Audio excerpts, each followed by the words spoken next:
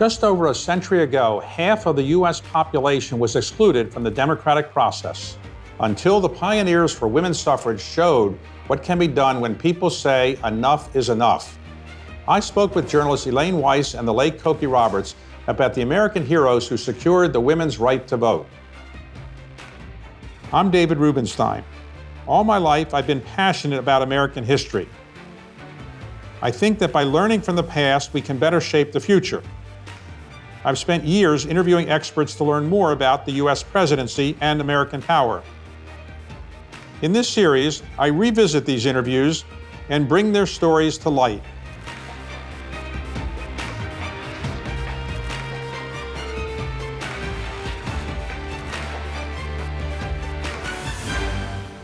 In a democracy like the United States of America, it's we the people who hold the power to elect our leaders, including the president. But for much of our history, women were left out of the political process. Elaine Weiss and the late Cokie Roberts explained to me why women did not have a say. Men were used to women having a subservient role. It's in much of our religious tradition, certainly in our civic tradition. Men said, oh, no, women are too fragile. Women can't handle the rough and tumble of politics. Many said they're not bright enough. And so they were using this rather patronizing idea of what women could and could not do.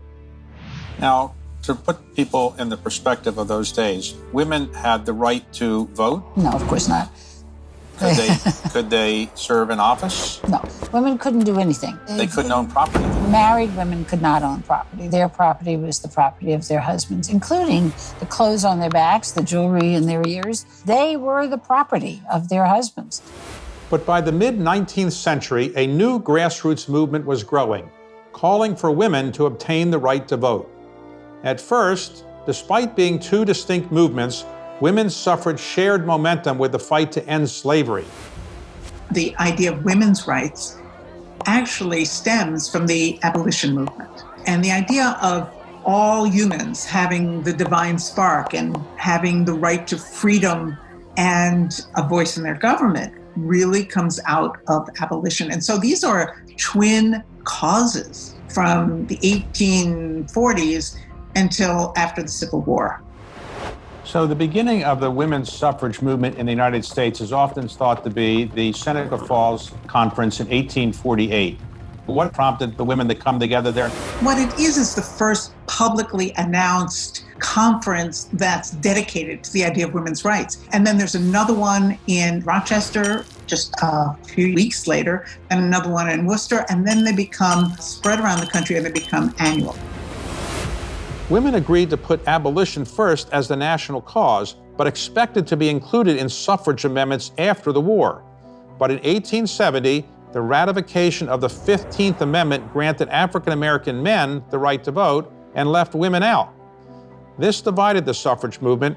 Some adamantly opposed the 15th Amendment and demanded a 16th Amendment for women's suffrage, while others supported the 15th Amendment and pursued a state strategy to win suffrage. And they adopted bold new campaign strategies. They decide to conduct civil disobedience. Susan Anthony and Sojourner Truth and more than 200 other women in several elections in the 1870s do go to the polls and demand to be registered and to vote. They are trying to test the law that under the 14th Amendment, as citizens of the nation, they already possess the right to vote and they just have to exercise it.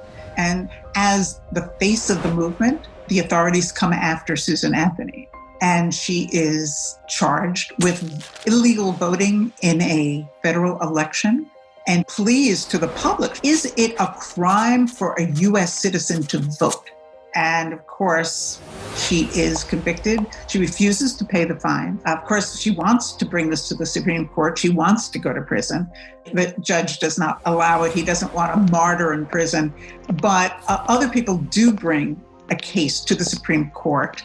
And it's voted in around 1874 that women are citizens, but they are non-voting citizens. And so it's at that point that the suffragists realize they're going to have to do something different, and they draft an amendment to the Constitution. But there was also an effort to go state by state in various state legislatures and get a state to approve the right for women to vote in that particular state. Well, actually, the suffragists pursued a double-track strategy throughout. Congress sits on this amendment that's introduced in 1878. They do not act on it for 40 years. And so in the meantime, the suffragists are going state by state and trying to convince the men of the state, who are the only ones who can vote in these referenda, that they should share power with women. And they go to Theodore Roosevelt when he is president, and they say, what will it take for you, Mr. President, to support this federal amendment? And he says, there has to be enough states who have allowed women to vote, then Congress will begin to listen. They are successful, mostly in the West, and when New York State does pass women's suffrage in 1917, that's a game changer. At that point, World War I is largely over. Was there a feeling among men that women had done a terrific job in helping the war effort and maybe we should thank them by giving them the right to vote? Was that part of the thinking? Yes, it was. They're not only rolling bandages for the Red Cross, they are also in the mines, they are in the fields, they are working in munition plants, they are making airplanes and tanks and ships. So this whole idea that women are too fragile to have the vote is really blown out of the water when you see women in uniform. Those old canards just don't work anymore.